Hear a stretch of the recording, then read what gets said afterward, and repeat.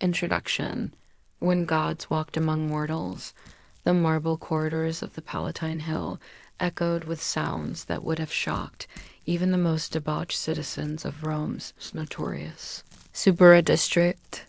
In the imperial palace that crowned the eternal city, where senators once debated the fate of nations and generals planned conquests that would span continents, a very different kind of power was being exercised. It was the summer of 38 CE, and 25-year-old Gaius Julius Caesar Augustus, Germanicus known to history as Caligula, was demonstrating that when you possess the absolute power of a Roman emperor, the only limits on your behavior were those imposed by your own imagination. Tonight, as we settle into this journey through the marble halls and perfumed chambers of imperial Rome, we will discover that the Caesars who ruled the known world were capable of excesses that would make even our modern tabloids blush. This is not the Rome of noble senators and stoic philosophers that we learned about in school, but the shadow empire where absolute power revealed the true depths of human appetite and ambition. Here, in the heart of the greatest civilization the world had ever known, emperors turned their unlimited authority into instruments of pleasure, perversion, and spectacular self-destruction. The Roman Empire at its height encompassed nearly 3 million square miles and ruled over 60 million souls, from the fog-shrouded forests of Britain to the sun-baked sands of the Sahara. Yet this vast dominion, built through military genius and administrative brilliance, would repeatedly find itself at the mercy of individual men whose personal desires and psychological peculiarities could reshape the fate of nations. The purple robes of imperial authority, once worn by the likes of Augustus and Trajan, would drape the shoulders of figures who seemed more interested in shocking their subjects than governing them. What made Roman imperial scandals so extraordinary was not merely their scale, though the resources of an empire certainly allowed for spectacular excesses, but the way they revealed the fundamental tension between unlimited power and human nature. The Romans had created a political system that placed one man above all law, all custom, and all restraint. They had made their emperor a living god, accountable to no earthly authority. What they discovered, to their alternating fascination and horror, was that such power inevitably attracted individuals who would use it to explore the furthest boundaries of human experience. The figures we will encounter in this exploration lived in a world where the normal rules of society simply did not apply to those who wore the purple. They could command the death of anyone who displeased them, elevate slaves to positions of supreme authority, and transform the sacred rituals of state into elaborate theatrical performances designed to satisfy their own peculiar appetites. They were, in the most literal sense, above the law, not because they had broken it, but because they had become the law itself. Caligula, whose reign lasted barely 4 years but left an indelible mark on Roman consciousness, epitomized the phenomenon of imperial excess. Born into the imperial family and raised in military camps along the German frontier, he had learned early that power was the only currency that mattered in the Roman world. His nickname, meaning Little Boots, came from the miniature military uniform he wore as a child among the legions, but there was nothing childish about the appetites he would display once he inherited the throne. Nero, whose 14-year reign spanned the height of imperial luxury and the depths of imperial madness, demonstrated how artistic pretensions could become as dangerous as military ambitions when combined with absolute authority. A man who believed himself to be the greatest actor, singer, and charioteer of his age, he transformed the entire empire into a stage for his performances, with deadly consequences for anyone who failed to applaud enthusiastically enough. Elagabalus, whose brief reign shocked even jaded Romans with its combination of religious extremism and sexual innovation, revealed how the collision between Eastern mysticism and Roman power could produce results that defied every category of conventional behavior. Neither fully male nor female, neither Roman nor foreign, neither priest nor emperor. This enigmatic figure challenged every assumption about gender, religion, and authority that formed the foundation of Roman society. These were not isolated cases of individual madness, but symptoms of a deeper problem within the imperial system itself. The Romans had created a form of government that concentrated unlimited power in the hands of a single individual while providing no meaningful checks on how that power might be used.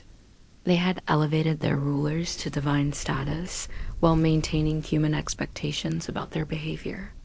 The result was a system that almost inevitably produced spectacular failures alongside its occasional successes.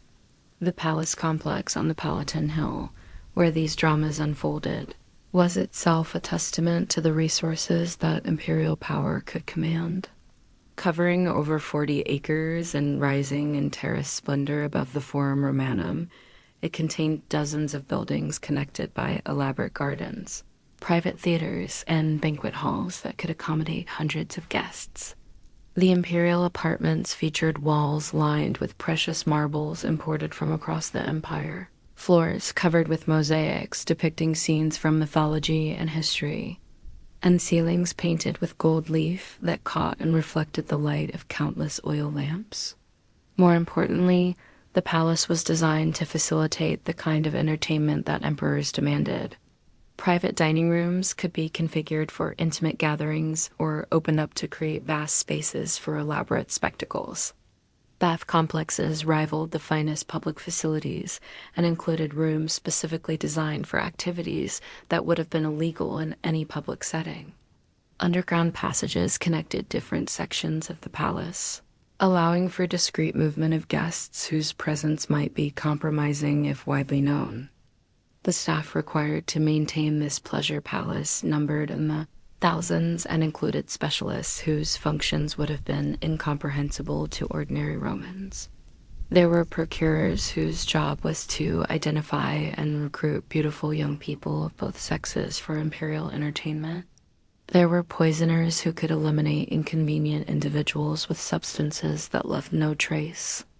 There were performers trained in arts that pushed the boundaries of what even sophisticated Romans considered acceptable public behavior. The economic cost of imperial excess was staggering even by the standards of an empire that controlled the wealth of the known world. A single banquet could cost more than most provincial cities spent in an entire year. The entertainment budget for some imperial reigns exceeded the military expenses required to defend the empire's frontiers.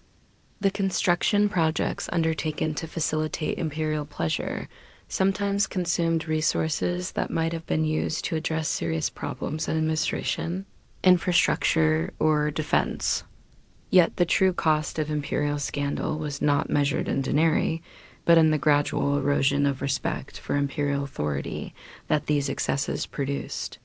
Romans who had been raised to revere their emperors as demigods found themselves gossiping about imperial sexual preferences with the same casual familiarity they might discuss the weather. The mystique that had surrounded imperial power since Augustus began to dissolve as subjects realized that their god-emperor was often nothing more than a wealthy pervert with unlimited resources to indulge his fantasies.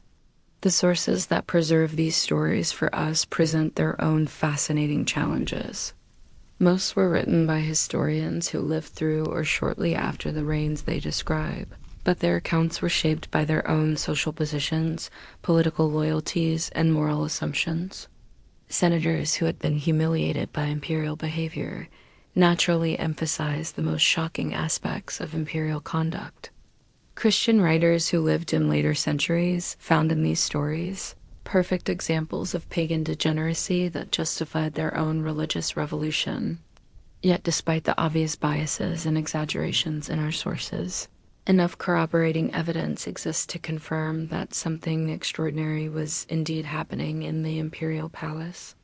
Archaeological discoveries, contemporary inscriptions, and the testimony of multiple independent sources all point to a consistent pattern of behavior that went far beyond anything that could be explained as mere historical gossip or political propaganda.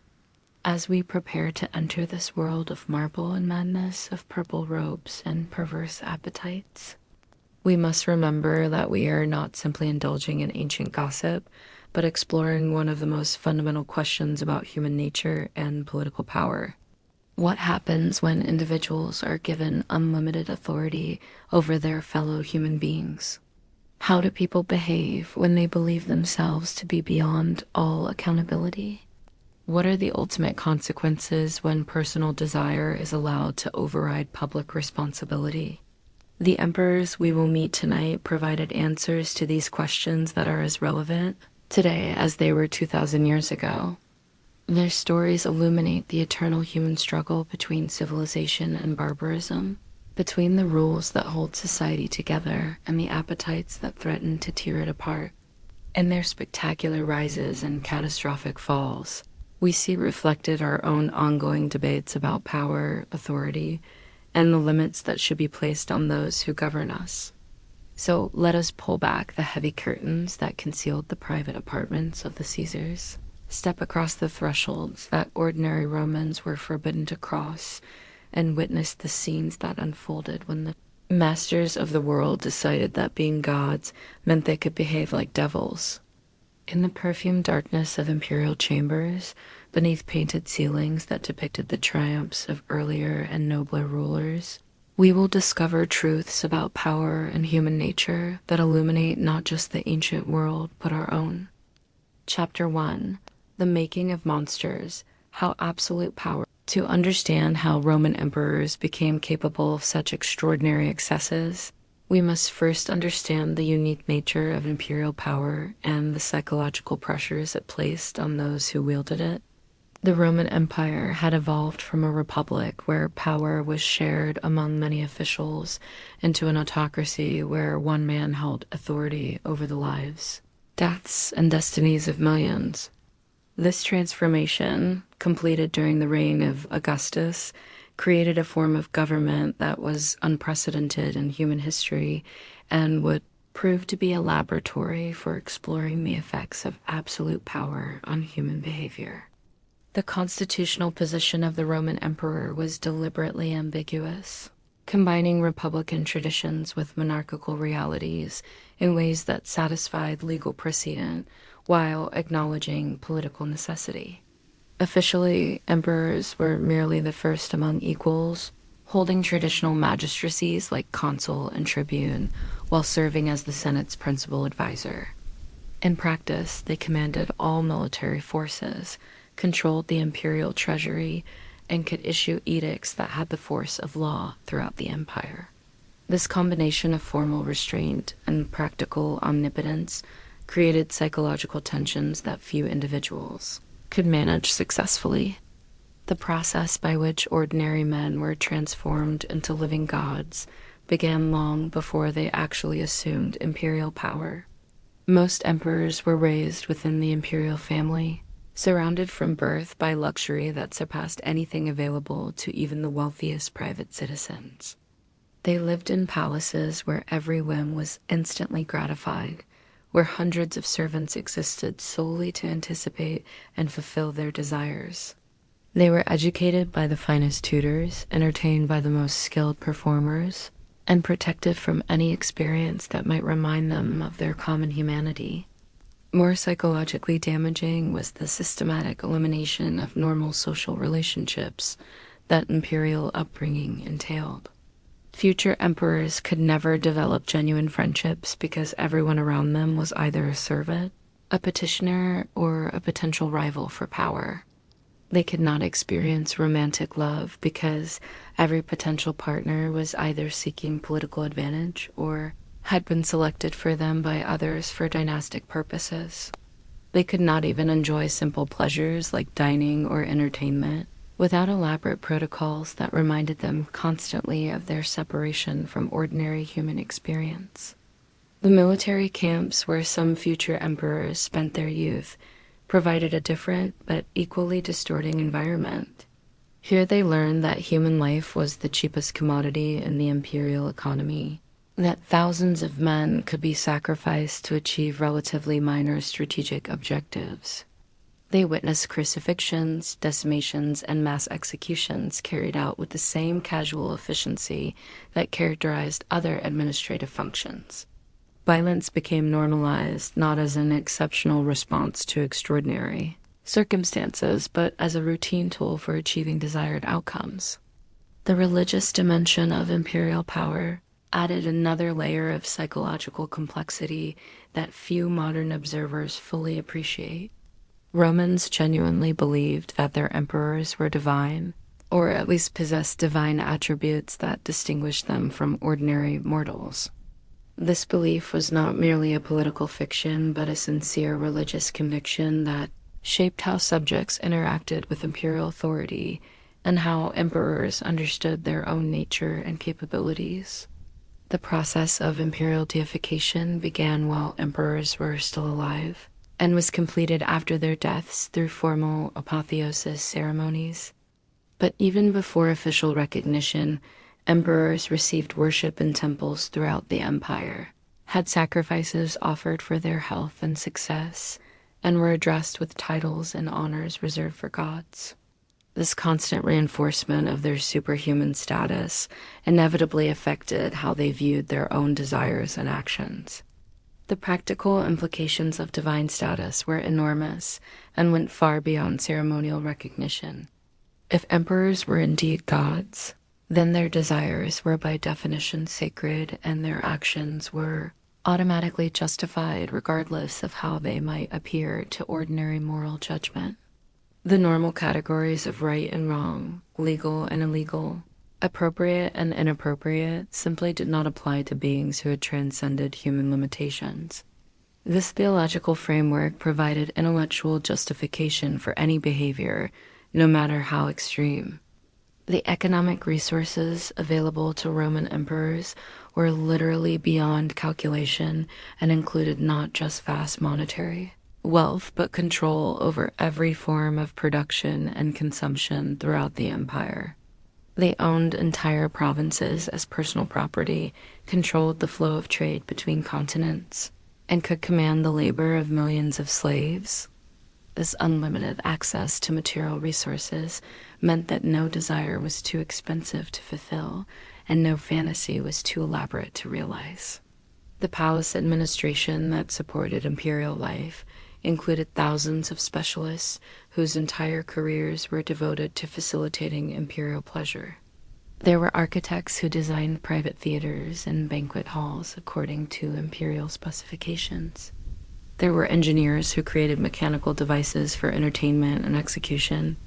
There were physicians who specialized in exotic drugs and surgical procedures. There were artists who created decorative schemes for rooms designed for specific forms of entertainment.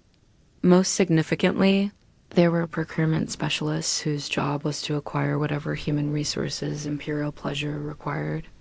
These individuals maintained networks throughout the empire for identifying and obtaining beautiful young people of both sexes, skilled performers of various types, and exotic foreigners whose unfamiliarity with Roman customs made them suitable for activities that might be refused by more sophisticated participants. The legal framework that governed imperial behavior was equally unlimited and placed emperors above all forms of accountability. Imperial edicts had the force of law throughout the empire, while emperors themselves were immune from prosecution under any existing legal code. They could not be charged with crimes because they defined what constituted criminal behavior. They could not be sued for damages because they owned everything and everyone that might seek compensation. They could not be held accountable by any earthly authority because they had been elevated above all human institutions. This legal immunity extended to every aspect of imperial life and included activities that would have been capital crimes if committed by ordinary citizens. Emperors could kill anyone for any reason or no reason at all. They could seize property, violate contracts, break promises, and ignore sacred oaths without facing any consequences. They could engage in sexual activities that were forbidden to others and force. participation from individuals who had no legal right to refuse imperial commands. The social isolation that resulted from unlimited power was perhaps the most psychologically damaging aspect of imperial life. Emperors lived in a world where genuine human relationships were impossible because every interaction was shaped by vast differences in power and status. They could never be certain whether apparent affection was sincere or motivated by fear and calculation. They could never receive honest criticism because few people were brave enough or foolish enough to risk imperial displeasure by speaking uncomfortable truths. This isolation was compounded by the competitive nature of court life, where ambitious individuals constantly sought imperial favor while plotting against their rivals. The palace became a theater where everyone was performing roles designed to please imperial audiences, creating an atmosphere of artificial harmony that concealed underlying tensions and resentments. Emperors who craved authentic human connection found themselves surrounded by elaborate deceptions designed to tell them what others thought they wanted to hear. The cultural context of imperial excess must also be understood in terms of contemporary Roman attitudes toward sexuality, violence, and entertainment. Roman society was far more permissive than most modern cultures in its acceptance of behaviors that we would consider scandalous or criminal. Sexual relationships between men and women, men and men, and adults and adolescents were regulated more by considerations of social status than by moral prohibitions. Violence was a routine form of public entertainment, while privacy was a luxury available only to the wealthy. However, even by the relaxed standards of Roman society, imperial behavior often crossed lines that shocked contemporary observers. The difference was not just one of degree, but of kind, reflecting the unique psychological pressures and practical opportunities that accompanied unlimited power. Emperors did not simply engage in more extreme versions of conventional Roman behaviors, but created entirely new categories of excess that had no precedent in previous human experience. The imperial succession system that Romans developed virtually guaranteed that many future emperors would be psychologically unprepared for the responsibilities they inherited. Unlike monarchical systems where future rulers received systematic training in statecraft, the Roman system often elevated individuals based on family connections rather than personal qualifications. The result was a series of emperors who possessed unlimited power but lacked the wisdom, restraint, or basic competence necessary to use it responsibly. The military context of imperial rule added another dimension of violence and control that shaped how emperors understood their relationship with their subjects. They commanded legions that existed primarily to enforce imperial will and had been trained to follow orders without question, regardless of their moral implications. The emperor's relationship with his armies was based on personal loyalty rather than institutional allegiance, creating a dynamic where military support depended on the emperor's ability to provide rewards, entertainment, and opportunities for advancement. This military dimension of imperial power meant that emperors could enforce their will through immediate application of overwhelming force. Orders that might have been ignored or resisted, if issued by civilian authorities, were obeyed instantly when backed by imperial military authority. The knowledge that any command would be enforced by professional soldiers who had sworn personal loyalty to the emperor freed imperial imagination from normal constraints of feasibility or consent. The bureaucratic apparatus that administered the empire was equally responsive to imperial will and included officials whose careers depended entirely on imperial favor. These administrators developed sophisticated systems for translating imperial desires into practical policies, no matter how unusual or unprecedented those desires might be. If an emperor wanted to build a floating bridge across the Bay of Naples, administrators would calculate costs and begin construction. If an emperor wanted to be worshipped as a particular god, priests would design appropriate ceremonies and temples. As we prepare to examine specific cases of imperial excess, we must remember that these were not isolated examples of individual madness, but predictable products of a system that concentrated unlimited power in the hands of individuals who had been systematically prepared to believe that their desires were sacred and their actions were automatically justified. The Roman Empire had created a form of government that almost inevitably produced spectacular abuses of power alongside its remarkable achievements in law, engineering, and administration. The emperors whose stories we will explore were products of the system rather than exceptions to it. Their excesses reveal not personal pathology but institutional dysfunction, demonstrating what happens when human beings are given unlimited authority without corresponding accountability. In their spectacular failures, we see reflected the broader failure of any political system that places individuals above the law and expects them to govern themselves according to moral principles that their circumstances render meaningless. Chapter 2. Caligula, the emperor who made his horse a consul. The torches flickered in the marble corridors of the Palatine Palace as 24-year-old Gaius Julius Caesar Augustus Germanicus prepared for what would become one of the most notorious evenings in the history of imperial Rome. It was the autumn of 37 CE, barely 6 months after his accession to the throne, and the young emperor, whom everyone called Caligula, was about to demonstrate that the purple robes of imperial authority could transform even the most sacred traditions of the Roman state into instruments of personal pleasure and public humiliation. The banquet hall had been decorated according to specifications that would have seemed impossible to fulfill had they not carried the force of imperial command. The walls were draped with silk hangings imported from the far reaches of the empire, while the floor was covered with rose petals that had been gathered from every garden in Rome. The dining couches were arranged in a vast circle around a central space where entertainments would be performed, and each couch was equipped with restraints whose purpose would become clear as the evening progressed.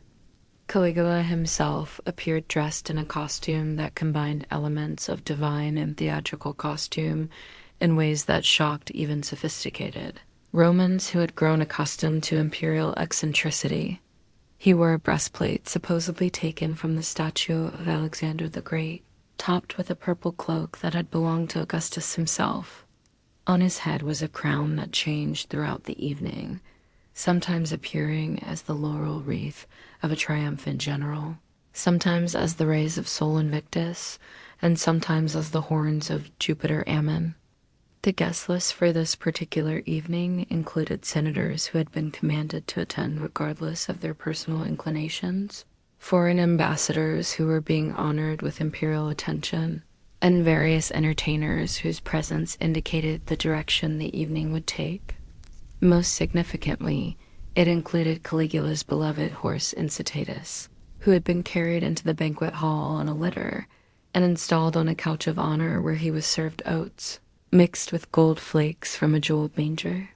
The presence of Incitatus at formal imperial entertainments had begun as what courtiers hoped was an eccentric joke, but had gradually evolved into something far more serious and disturbing.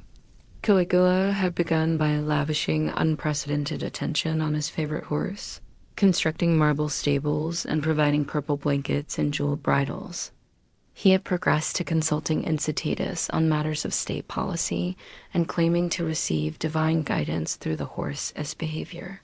Now he was openly discussing his intention to appoint Incitatus to the consulship, one of the highest offices in the Roman government.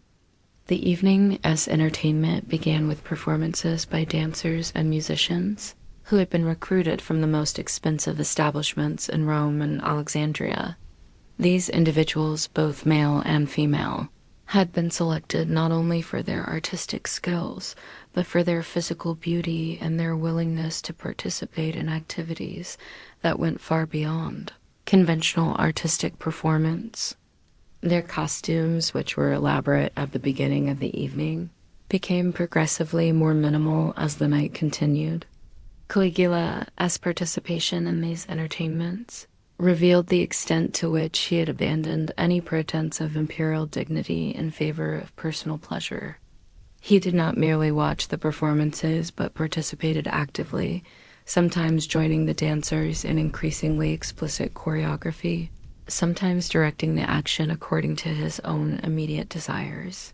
His behavior during these sessions combined childish playfulness with adult sexuality in ways that disturbed, even hardened courtiers, who had witnessed many forms of imperial excess. The sexual dimensions of Caligula's entertainments were remarkable both for their scope and for their apparent randomness.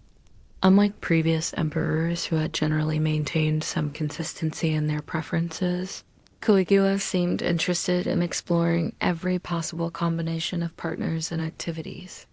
His relationships included beautiful women and handsome men, experienced courtesans and innocent adolescents, willing participants, and those who submitted only under imperial compulsion. Contemporary sources describe encounters that pushed the boundaries of what even permissive Roman society considered acceptable. Caligula allegedly forced senators to watch while he violated their wives, then required them to provide detailed commentary on their wives' performance and his own technique. He reportedly conducted public auctions where he sold sexual access to prominent Roman matrons, with the proceeds going to fund his increasingly expensive entertainments. The emperor's relationship with his own family members provided some of the most shocking material for contemporary gossip and historical speculation. Caligula was rumored to have engaged in incestuous relationships with all three of his sisters, treating them simultaneously as political advisors, sexual partners, and objects for public display. When his sister Drusilla died in 38 CE, his grief took forms that scandalized even sympathetic observers, including attempts to have her declared a goddess and requirements that all Romans observed mourning rituals typically reserved for emperors themselves. The most notorious of these family relationships was allegedly with his sister Agrippina, who would later become the mother of Emperor Nero. Contemporary accounts describe public displays of affection that went far beyond normal sibling relationships, including appearances at state functions where Agrippina was clearly fulfilling the role typically reserved for an empress. Their relationship reportedly included not only private sexual encounters but public ceremonies, where their intimacy was displayed before assemblies of senators and foreign dignitaries. Caligula's assertion of traditional Roman religious practices revealed the extent to which unlimited power had affected his understanding of his own nature and position. He began by demanding divine honors that exceeded anything previously accorded to living emperors, requiring sacrifices to his genius and the construction of temples where he could be worshipped alongside traditional gods. He progressed to claiming actual divinity, asserting that he possessed the same divine nature as Jupiter, Apollo, and other Olympic deities. These religious innovations went far beyond mere ceremonial changes to encompass practical policies that affected daily life throughout the empire. Caligula ordered that statues of gods in temples throughout the empire be beheaded and replaced with images of his own head. He required that all prayers and sacrifices include specific references to his divine nature. Most provocatively, he announced his intention to move to Alexandria, where he could be worshipped more appropriately than was possible in tradition-bound Rome. The emperor's appearance at public functions became increasingly theatrical and designed to reinforce his divine status through visual symbolism that few observers could miss. He appeared at gladiatorial games dressed as different gods, changing costumes throughout the day to represent various aspects of his allegedly divine nature. He conducted meetings with the Senate while wearing masks or costumes that made normal political discourse impossible, forcing senators to address their concerns to someone disguised as Venus or Mercury. The financial implications of Caligula's behavior were staggering even by the standards of an empire that controlled unprecedented wealth. The treasury surplus that he had inherited from his predecessor Tiberius was exhausted within his first year through expenditures on entertainments, construction projects, and gifts to favorites that served no purpose beyond immediate gratification. The economic policies he implemented to fund his continuing expenses revealed a complete disregard for the principles of sound administration that had built Roman prosperity. Caligula's solution to his financial problems involved increasingly desperate expedients that damaged both imperial authority and economic stability throughout the empire. He revived treason trials that had been suspended by previous emperors, using accusations of disloyalty as pretexts for confiscating the property of wealthy citizens. He imposed new taxes on lawsuits, marriages, divorces, and even prostitution, turning every aspect of Roman life into a source of imperial revenue. More creatively, he instituted a system of forced contributions where wealthy Romans were required to bid against each other for imperial favor, with the proceeds funding his entertainments. These auctions became spectacles in their own right, as citizens who failed to bid enthusiastically enough found themselves accused of insufficient loyalty to the emperor said person. The psychological effect of these policies was to make every Roman with significant wealth feel personally vulnerable to imperial caprice. The emperor's relationship with the Senate and other traditional institutions of Roman government revealed the extent to which he viewed these bodies as sources of entertainment, rather than partners in administration.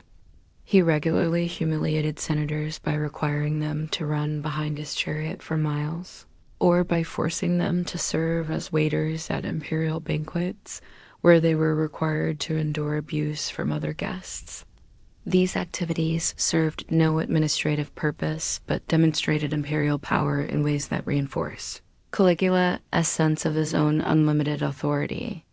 The military dimensions of Caligula's reign provided some of the most dramatic examples of how personal eccentricity could affect imperial policy with consequences that extended far beyond the palace.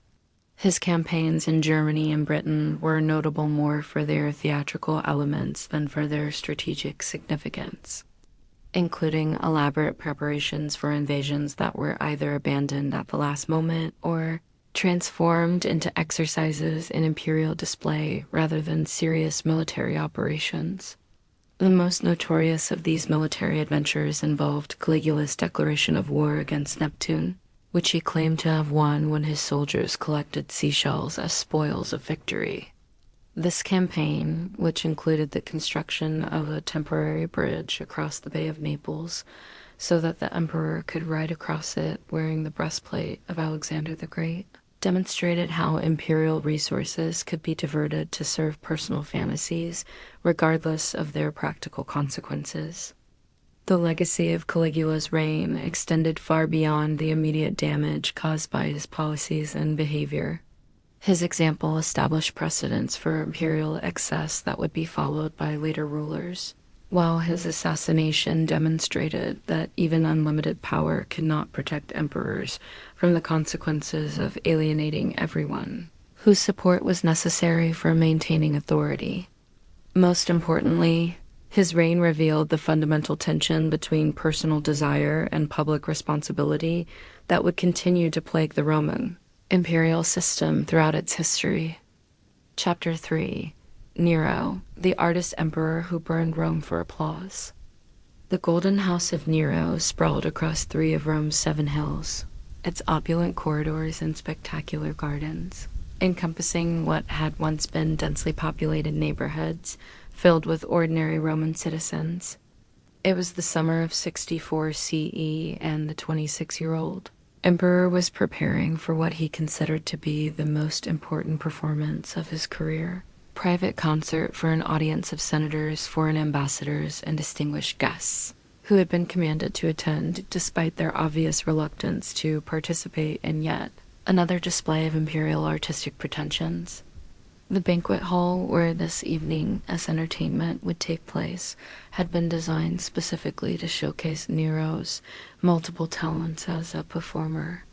The acoustics had been perfected by the finest engineers in the empire, while the lighting had been arranged to create dramatic effects that would enhance the emperor's appearance on stage.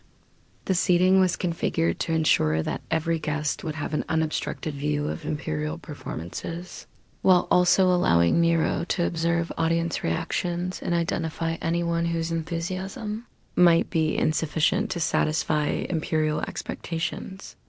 Nero himself appeared in a costume that combined elements of divine regalia with theatrical convention in ways that demonstrated his conviction that he was simultaneously emperor, god, and artist.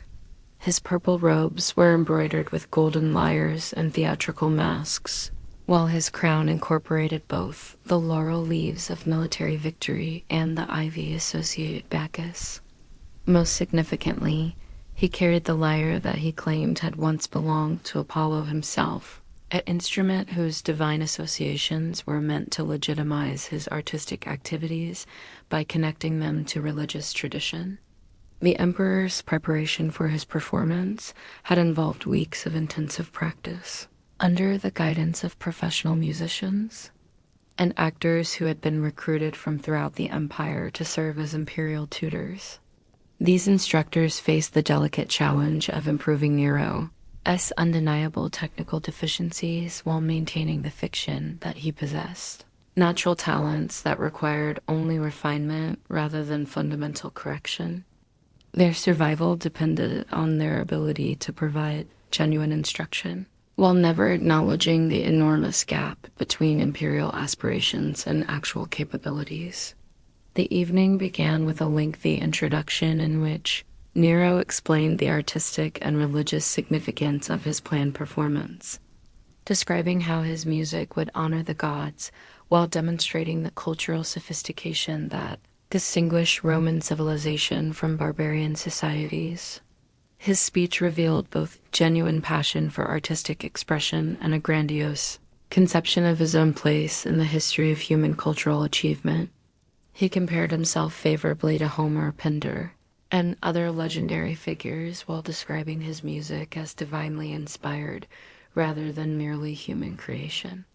The performance itself lasted for several hours and included musical compositions, dramatic recitations, and dance numbers that showcased the various artistic skills that Nero had been developing throughout his reign. His singing voice, while adequate for private entertainment, was clearly inadequate for the vast spaces and sophisticated audiences that imperial performance required. His lyre playing demonstrated basic competence, but lacked the technical mastery and emotional depth that characterize professional musicians. Most problematically, his dramatic performances revealed a fundamental misunderstanding of the difference between genuine artistic expression and narcissistic display. The audience's response to Nero's performance was carefully choreographed to provide the enthusiastic reception that imperial ego required while avoiding the obvious artificiality that might diminish the emperor's satisfaction with his own achievements.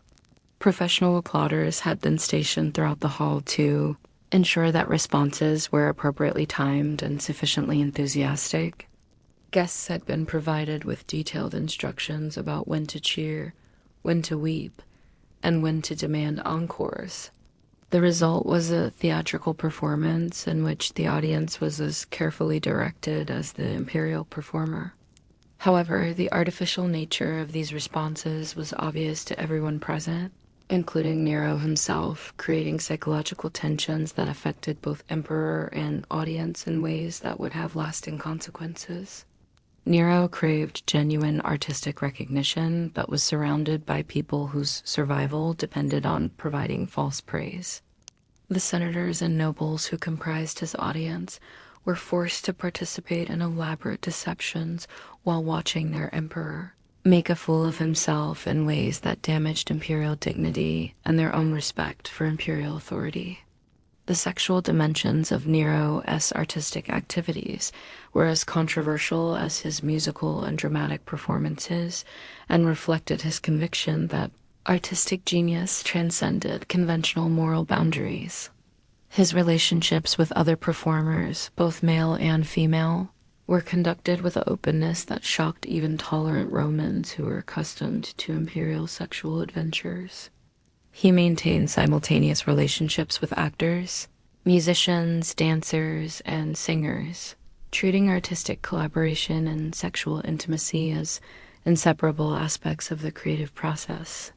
The most notorious of these relationships was with Sporus, a young freedman who bore a remarkable resemblance to Nero's deceased wife Poppaea. Nero had Sporus castrated and then married him in a formal ceremony that included all the traditional elements of Roman wedding ritual.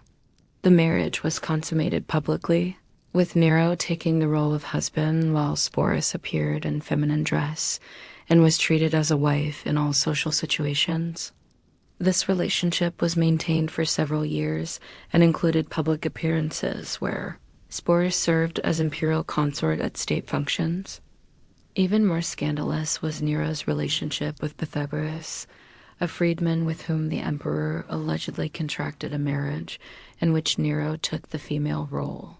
Contemporary sources describe a wedding ceremony in which Nero appeared in bridal dress and was formally married to Pythagoras, before an audience of courtiers who were required to treat the arrangement as a legitimate imperial marriage.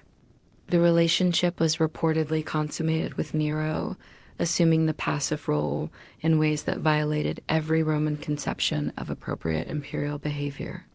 These relationships were not merely private matters, but affected imperial policy and administration in ways that demonstrated how personal sexuality could influence governmental decisions. Nero's male lovers were appointed to important administrative positions regardless of their qualifications, while their advice was sought on matters of state policy that required expertise they clearly lacked. The result was a form of government where sexual attraction had become a primary qualification for political responsibility. The emperor's treatment of his biological wives revealed the same disregard for conventional boundaries that characterized all his personal relationships. His first wife, Octavia, was divorced and executed on charges of adultery that were almost certainly fabricated to provide legal justification for imperial desires.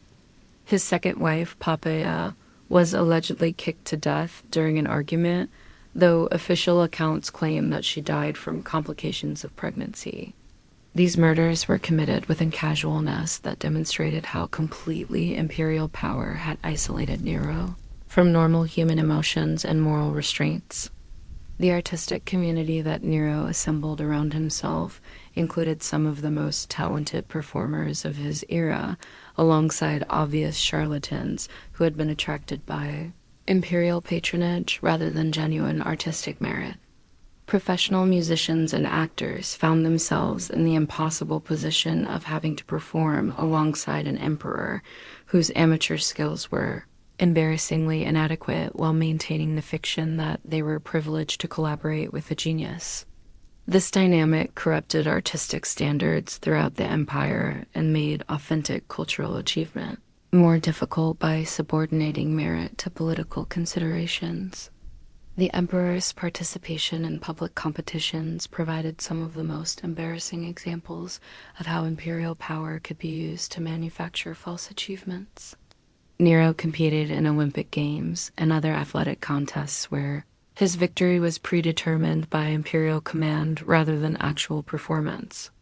He was declared the winner of chariot races despite falling from his chariot and failing to complete the course, and he received prizes for musical performances that violated the rules of the competitions he claimed to have won.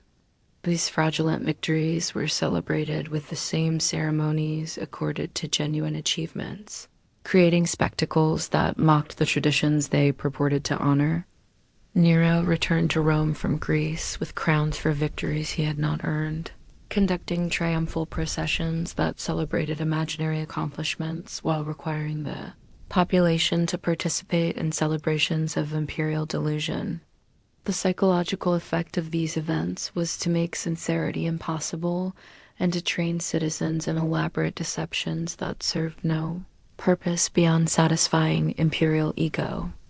The construction projects that Nero initiated to support his artistic activities revealed how unlimited resources could be devoted to personal fantasies, regardless of their practical value or long-term consequences. The Golden House was designed not as a residence, but as a vast entertainment complex, where imperial performances could be staged in settings that matched their grandiose conception. The building included a revolving dining room that moved continuously during banquets, artificial lakes where naval battles could be staged, and mechanical devices that could shower guests with flower petals or perfume during performances. The scale of the Golden House was unprecedented in Roman architecture and required the demolition of existing structures throughout central Rome to provide adequate space for imperial vision. Entire neighborhoods were cleared to make room for gardens, theaters, and banquet halls that served no purpose beyond facilitating imperial entertainment. The project consumed resources that could have been used for practical infrastructure improvements, while displacing thousands of citizens, whose homes were destroyed to satisfy imperial architectural ambitions. The famous fire that destroyed much of Rome in July 64 CE provided Nero with an opportunity to demonstrate how personal artistic interests could override imperial responsibilities during genuine crises. Contemporary sources disagree about whether Nero actually started the fire, but they unanimously confirm that his response to the disaster was shaped more by artistic considerations than by concern for his suffering subjects. Rather than focusing on relief efforts, he reportedly composed and performed a musical piece about the fall of Troy while the city burned around him. The emperor's behavior during the fire revealed the extent to which his artistic obsessions had displaced normal human emotions and governmental responsibilities. While thousands of Romans lost their homes and possessions, Nero was primarily concerned with the artistic opportunities that the disaster created. He viewed the destruction as a chance to rebuild Rome according to his own aesthetic vision, with wider streets that would provide better acoustics for public performances and more open spaces, where large audiences could gather for imperial entertainments. The rebuilding program that followed the fire demonstrated how imperial artistic ambitions could affect urban planning and public policy in ways that served personal interests rather than practical needs. The new regulations that Nero imposed on construction were designed to create a city that would better showcase imperial performances rather than one that would be safer or more functional for ordinary residents. Buildings were required to include features that would improve acoustics for outdoor concerts, while public spaces were configured to serve as potential venues for imperial entertainments. The emperor's relationship with the Christian community in Rome was shaped as much by artistic considerations as by religious or political concerns. The persecution that followed the fire was conducted with a theatrical flair that demonstrated Nero's conviction that even governmental policies should serve entertainment purposes.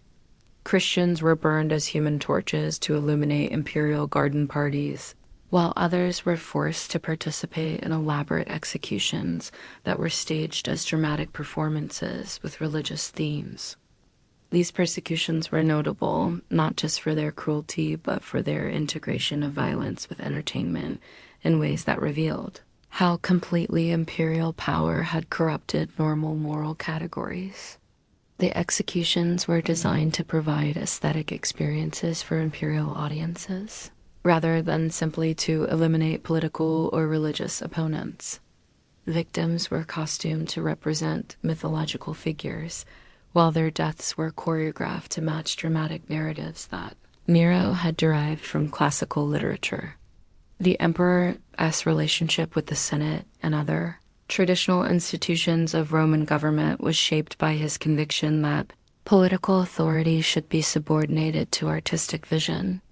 He treated senatorial meetings as opportunities for performance, delivering speeches that were structured as dramatic monologues rather than political arguments.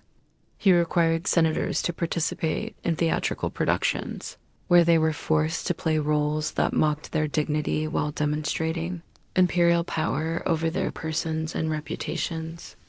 The military consequences of Nero's artistic obsessions were severe and contributed to rebellions throughout the empire that eventually led to his downfall.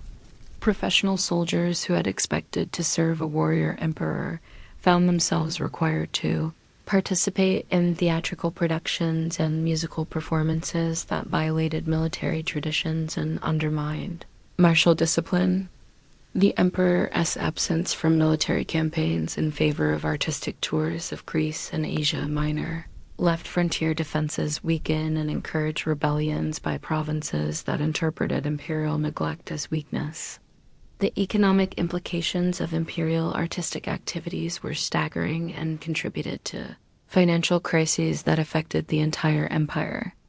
The costs of maintaining the artistic community that surrounded Nero, funding the construction projects that served his performances, and providing prizes for the competitions in which he participated, consumed resources that had been accumulated over generations of careful fiscal management. New taxes were imposed throughout the empire to fund activities that provided no benefits to taxpayers while serving purely personal imperial interests. The emperor's artistic travels throughout Greece and Asia Minor revealed how personal interests could affect imperial foreign policy in ways that damaged Roman prestige and encouraged challenges to imperial authority. Nero's participation in Greek cultural festivals was intended to demonstrate his artistic credentials to sophisticated audiences, but his obvious amateur status created embarrassing situations that undermined imperial dignity. His extended absence from Rome during these tours was interpreted by potential rebels as evidence that the emperor was more interested in personal gratification than in governing his empire. The sexual scandals that accompanied these artistic tours provided additional ammunition for Nero's enemies and demonstrated how imperial behavior affected Rome's relationships with provincial populations. The emperor's relationships with local performers and his participation in cultural activities that violated Roman traditions created resentment among provincials who had expected imperial visits to honor their loyalty rather than to satisfy imperial appetites. Reports of imperial behavior spread throughout the empire, encouraging rebellions by military commanders who claimed to be defending Roman honor against an unworthy emperor, a conspiracy that ultimately led to Nero's suicide in 68 C. was motivated as much by shame and embarrassment as by political ambition or personal grievance. The senators, military commanders, and courtiers who supported the rebellion were united primarily by their humiliation at serving an emperor whose behavior had made Roman authority a subject of ridicule throughout the known world. They were less concerned with replacing Nero with a better ruler than with ending a reign that had damaged their own reputations and made imperial service a source of shame rather than honor. The 14 years of Nero's reign demonstrated how artistic pretensions could become as dangerous to imperial authority as military incompetence or administrative corruption. His transformation from a promising young ruler into a figure of contempt and ridicule revealed the same structural problems in the imperial system that had produced Caligula's successes. The concentration of unlimited power in the hands of individuals who lacked the character or judgment necessary to use it responsibly had once again produced spectacular failures that damaged not only the emperor himself, but the entire imperial system. The legacy of Nero's reign extended far beyond the immediate damage caused by his policies and behavior. His example demonstrated how imperial resources could be diverted to serve personal interests that provided no benefit to the empire or its subjects. His persecution of Christians established precedents for religious violence that would affect imperial policy for centuries. Most importantly, his artistic pretensions revealed how unlimited power could corrupt even apparently innocent activities. transforming cultural patronage into narcissistic display and artistic expression into political oppression. Chapter 4: Elagabalus, the teenage emperor who defied every convention. The morning sun cast long shadows across the marble steps of the Temple of Jupiter Optimus Maximus as an extraordinary procession made its way up the Capitoline Hill toward Rome's most sacred shrine. Leading the procession was a figure that shocked even cosmopolitan Romans accustomed to imperial eccentricity, a 14-year-old emperor dressed in the flowing silks and heavy cosmetics of a Syrian priestess, carrying in sacred procession a large black stone that was said to embody the deity Elagable, god of the sun. It was the spring of 219 CE, and Marcus Aurelius Antoninus Augustus, known to history as Elagabalus, was about to attempt the most radical transformation of Roman religion and society ever conceived by an imperial mind. The young emperor's appearance alone was enough to scandalize traditional Romans, who had specific expectations about how their rulers should present themselves.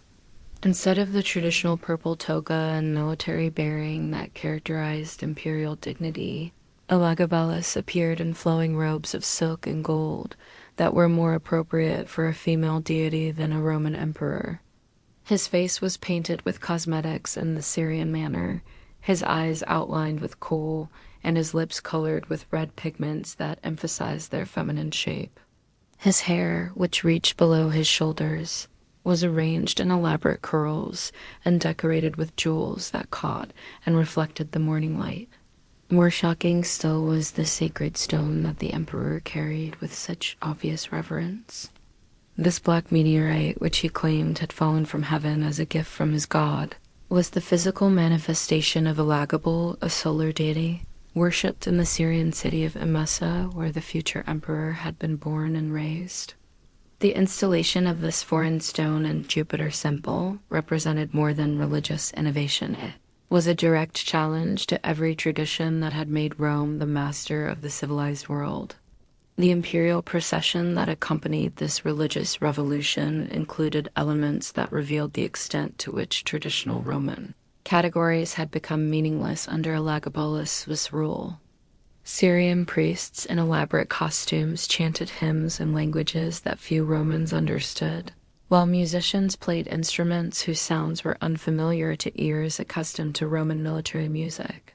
Dancers of ambiguous gender performed movements that combined religious ritual with obvious sexual display, their costumes leaving little doubt about the erotic dimensions of the ceremonies being imported from the East. The emperor's own participation in these rituals was perhaps the most shocking aspect of the entire spectacle. Rather than maintaining the dignified distance that Romans expected from their rulers, Elagabalus danced and sang with an enthusiasm that bordered on ecstasy. His movements were fluid and sensual in ways that violated Roman expectations about masculine behavior, while his obvious emotional involvement in the ceremonies suggested that he had abandoned the rational self-control that Romans considered essential to effective leadership. The transformation of Jupiter's temple to accommodate the new deity required architectural changes that symbolized the broader revolution that Elagabalus was attempting to impose on Roman society. The ancient altar was modified to hold the sacred stone, while new decorations were installed that reflected Syrian artistic traditions rather than Roman classical style. The daily rituals that had honored Jupiter for centuries were replaced with ceremonies that seemed designed to shock and disorient traditional worshippers. Most controversially, Elagabalus announced that the Syrian sun god would not merely join the Roman pantheon, but would supersede Jupiter as the supreme deity of the empire. This theological revolution represented a direct challenge to religious traditions that had sustained Roman identity for over a millennium. The emperor declared that all other gods were merely servants of Elagable, and that proper worship required recognition of the Syrian deity as supremacy over all divine and human authority. The sexual dimensions of the new religious practices were immediately apparent to contemporary observers and became a primary source of scandal throughout the empire. The rituals that Elagabalus imported from Syria included forms of sacred prostitution and gender transformation that violated fundamental Roman assumptions about appropriate religious behavior. Priests and priestesses engaged in sexual activities that were considered part of their religious duties, while worshippers were encouraged to explore forms of gender expression that challenged traditional categories of male and female identity. Elagabalus' own participation in these sexual rituals was the most shocking aspect of the religious revolution he was attempting to impose. Contemporary sources describe ceremonies in which the emperor took female roles, allowing himself to be penetrated by priests in acts that were simultaneously religious and sexual. These activities were not conducted in private, but were performed before audiences of Roman citizens, who were required to treat them as legitimate religious observances deserving of respect and participation. The emperor's marriage practices revealed the extent to which he had abandoned traditional Roman concepts of gender and sexuality in favor of arrangements that reflected his Syrian religious convictions. His first marriage was to Julia Cornelia Paula, a traditional Roman arrangement that was quickly dissolved when it became clear that the emperor was more interested in exploring alternative forms of relationship. His subsequent marriages became increasingly unconventional and challenged every Roman assumption about appropriate imperial behavior. The most notorious of these marriages was to Heracles, a chariot driver who became the emperor as primary partner in a relationship that combined political alliance with genuine emotional attachment. Contemporary sources describe a formal wedding ceremony in which Elagabalus took the role of wife, appearing in feminine dress and submitting to rituals typically reserved for Roman brides.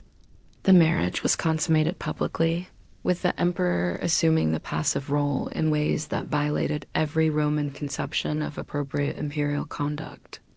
Even more shocking was the emperor's marriage to Zodicus, an athlete whose extraordinary physical endowments had attracted imperial attention. This relationship was reportedly arranged to satisfy the emperor's desire to be treated as a woman by a partner, whose masculine attributes were so pronounced that they enhanced the feminine role that Elagabalus preferred to assume. The marriage ceremonies were conducted with the same formal protocols accorded to traditional imperial weddings, requiring senators and other officials to participate in recognizing relationships that they found personally and politically offensive. The domestic arrangements that Elagabalus established within the imperial palace reflected his determination to live as a woman despite his biological sex and official position as emperor. He maintained apartments that were decorated in feminine style, wore women's clothing in all social situations, and required everyone around him to address him using feminine titles and pronouns. These arrangements were not merely personal preferences, but were enforced through imperial command, making participation in gender transformation a requirement for anyone seeking imperial favor. The emperor's attempts to obtain sexual reassignment surgery reveal the extent to which he was willing to use imperial resources to achieve personal transformation, regardless of the risks involved. Contemporary medical knowledge was obviously inadequate for such procedures, but Elagabalus reportedly consulted with physicians throughout the empire, seeking techniques that might allow him to become physically female.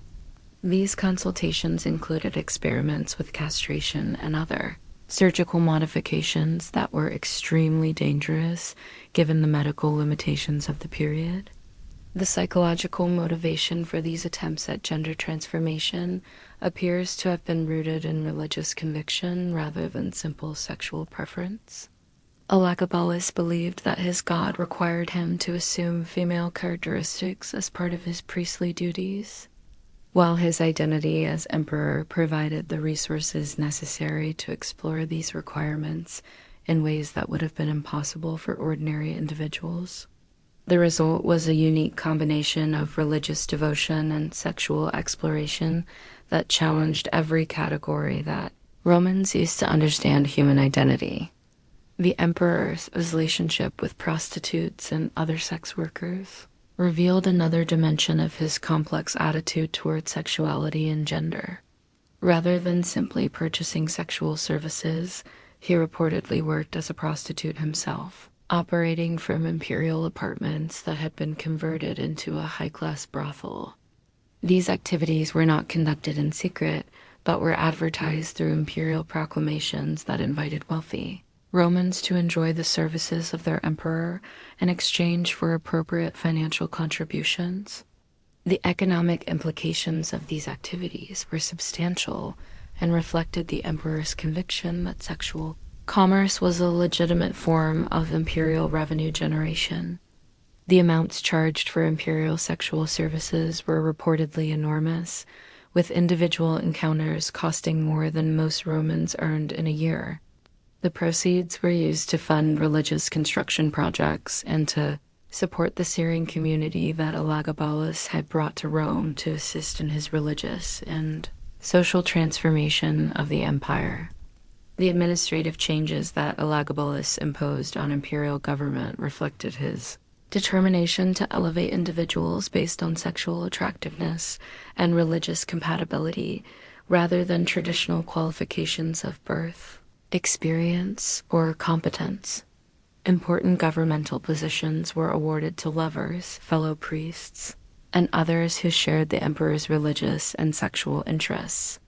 The result was an administration where sexual relationships had become the primary pathway to political advancement. The Senate's response to these innovations was predictably hostile, but senators found themselves in the impossible position of being required to participate in activities that violated their deepest convictions about appropriate behavior. They were forced to attend religious ceremonies that they considered blasphemous, to recognize marriages that they viewed as abominations, and to serve an emperor whose behavior challenged every tradition that defined Roman identity. Their compliance was ensured through imperial threats that made opposition potentially fatal. The military consequences of Elagabalus's reign were severe and reflected the practical impossibility of maintaining discipline and morale under an emperor whose behavior contradicted every value that Roman soldiers were trained to uphold.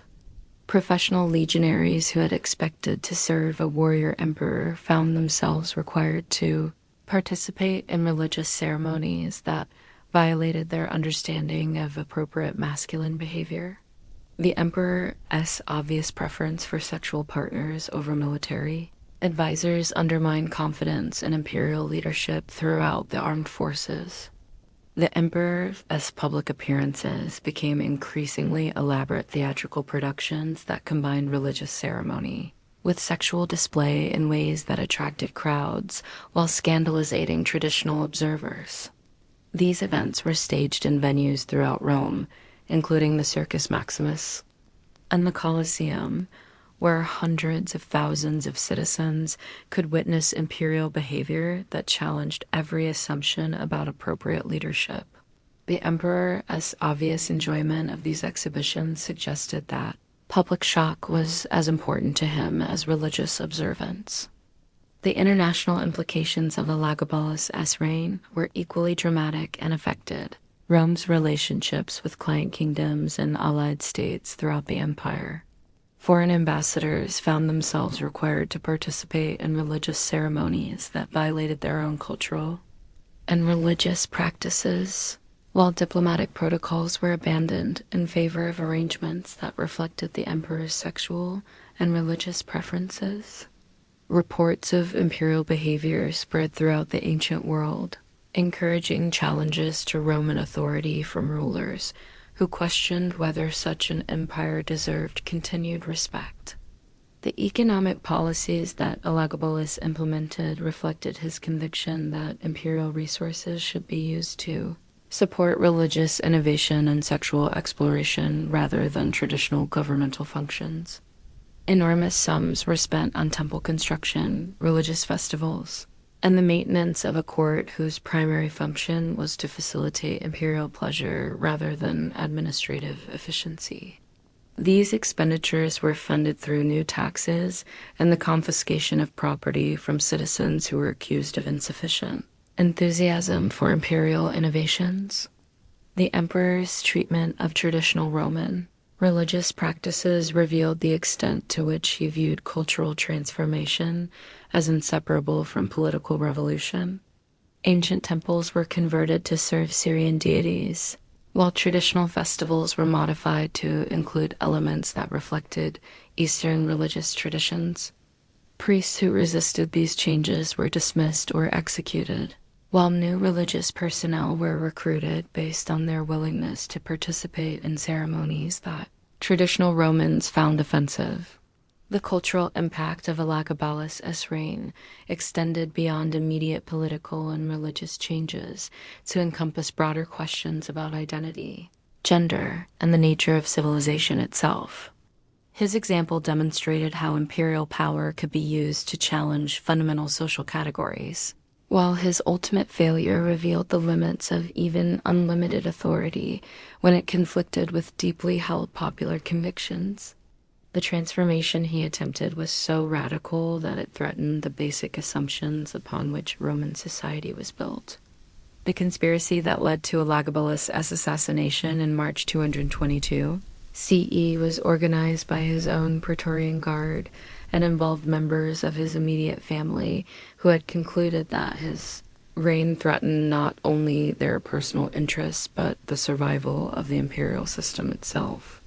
The soldiers who killed him were motivated less by political ideology than by personal revulsion and professional embarrassment at serving an emperor whose behavior had made military service a source of shame rather than honor. The manner of the emperor's death reflected the personal hatred that his behavior had generated among those who had been forced to witness his excesses most closely. He was murdered in a latrine. His body was mutilated and dragged through the streets of Rome, and his remains were thrown into the Tiber River in a demonstration of contempt that exceeded anything previously seen in imperial history. The soldiers who participated in his assassination competed to inflict additional humiliations on his corpse, revealing the depth of resentment that his reign had created. The immediate aftermath of Elagabalus' death saw a systematic attempt to erase all traces of his reign and to restore traditional religious and social practices. His religious innovations were reversed, his Syrian supporters were expelled from Rome, and his administrative appointments were cancelled. The Senate passed decrees condemning his memory and prohibiting any future reference to his accomplishments or innovations. The effect was to create an official amnesia about a reign that had challenged too many fundamental assumptions to be acknowledged as part of legitimate Roman history. However, the long-term impact of Elagabalus' reign could not be eliminated through official censorship or historical revisionism. His example had demonstrated the potential for imperial power to be used in support of radical social transformation, while his failure had revealed the practical limits of even unlimited authority when it conflicted with popular values. His exploration of gender identity and sexual expression anticipated debates that would not become mainstream for nearly 2 millennia. The 4-year reign of Elagabalus provided perhaps the most extreme example in human history of how unlimited power could be used to challenge fundamental social categories and cultural assumptions. His transformation from Syrian priest to Roman emperor to martyred revolutionary demonstrated both the possibilities and the dangers inherent in any system that concentrated absolute authority in the hands of individuals whose personal convictions might conflict with established traditions. The teenage emperor who defied every convention had attempted to use the resources of the world's greatest empire to explore questions of identity, gender, and sexuality that his society was unprepared to consider. His spectacular failure revealed not personal inadequacy, but the impossibility of achieving radical social transformation through individual authority alone. His legacy serves as both an inspiration for those seeking to challenge oppressive social categories and a warning about the dangers of attempting revolutionary change without adequate popular support. Chapter 5: The Madness of Power, Commodus and the Emperor Who Fought as a Gladiator. The sand of the Colosseum was stained with blood as the crowd's roar reached a crescendo that shook the massive amphitheater to its foundations. In the arena below, a figure in elaborate golden armor raised his sword in triumph, having just dispatched another opponent in single combat. But this was no ordinary gladiator fighting for his freedom or his life. This was Commodus, Emperor of Rome, son of the philosopher Emperor Marcus Aurelius, and the most powerful man in the known world, who had chosen to risk his life for the applause of the mob rather than tend to the affairs of state that required his attention. It was the autumn of 192 CE, and the 28-year-old emperor had been indulging his passion for gladiatorial combat with increasing frequency and decreasing concern for imperial dignity. What had begun as private exhibitions staged for the entertainment of selected courtiers had evolved into public spectacles where the ruler of 60 million souls fought against professional killers for the amusement of the Roman populace. The transformation from Marcus Aurelius Esser to arena performer represented one of the most dramatic examples of how unlimited power could corrupt even individuals who had been raised with every advantage and educated in the finest philosophical traditions. Commodus had not begun his reign with any obvious signs of the madness that would eventually consume him. The early years of his rule, from 180 to 185 CE, had been managed largely by capable advisors who had served his father and who attempted to continue the policies of competent administration that had characterized the Antonine dynasty. The young emperor had seemed content to enjoy the pleasures of imperial life while leaving the actual work of government to experienced professionals who understood the complexities of managing a continental empire. However, the conspiracy led by his sister Lucilla in 182 CE had fundamentally altered Commodus' psychological relationship with power and authority. The discovery that his own family members were plotting his assassination had created paranoid tendencies that gradually overwhelmed his capacity for rational judgment. The executions that followed the conspiracy's discovery had eliminated many of the moderate influences that might have restrained his developing megalomania, while surrounding him with individuals whose survival depended on encouraging rather than moderating imperial excess.